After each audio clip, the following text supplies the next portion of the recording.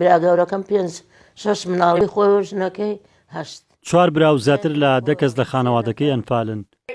ئێستاش بە بیستنی وشەی ئەنفال فرمێسک لە چاوەکانی دێنە خوار و دنیایەک داواکاری و گازندەی هەیە.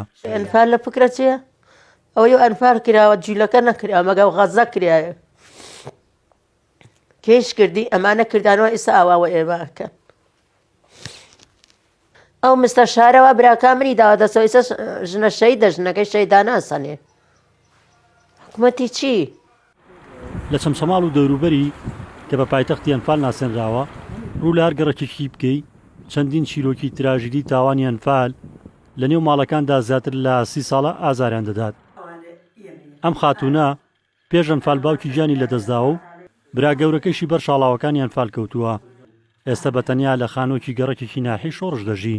ئەڵێن بەس بمزانایە خۆزگم لەژێر چ خۆڵێکا تا و لەژێر چ ئینێکا تاریە من ئین بکەم.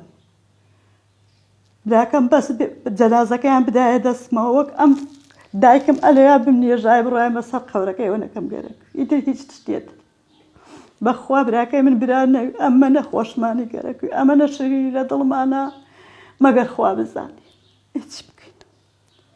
خۆزگم ئێمەش ئەنفال بکریایمان لە دوای براکەمە خۆزگم ئێمەش بڕوایەمە. وارسی ئەنفالکراوان ساڵانە دەیان داواکاریان هەیە و دیارترینیان هێنانەوەی ڕووفاتی ئەنفالکراوان و دەستگیرکردن و دادگایکردنی جاش و مستەشارەکانە. بەڵام بەوتەی خۆیان لە سای حکومڕانی خۆماڵی ئەو جاشانە نەک دەستگیر ناکرێن بەڵکو پلە و پێگەیان پێدراوە. کۆمەڵی خەڵکمانە بۆ کاتی کێمە ئەنفالە کرد ئیستا هەر لێرەش عینەن مەسوولە و پلۆپایە هەیە.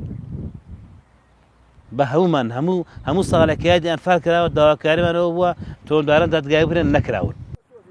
ئەنفالی کوردان بەهاش قۆناغ لە 18 شوباتی ساڵ 1970 دەستی پێکرد و تا 6 ئەیلولی خایاند. قۆناغی سێمی ئەنفال کە بە ئەنفالی ڕەش ناسراوە با قورسترین قۆناغی ئەنفال دادەنرێت و ڕۆژی 7 نیسان دەستی پێکرد. هەر بۆیە ساڵانە 14 نیسان دەستنیشان کراوە وەک ساڵێتی تاوانی ئەنفال. ڕزگار جەبار کێنێن چەمچەماڵ.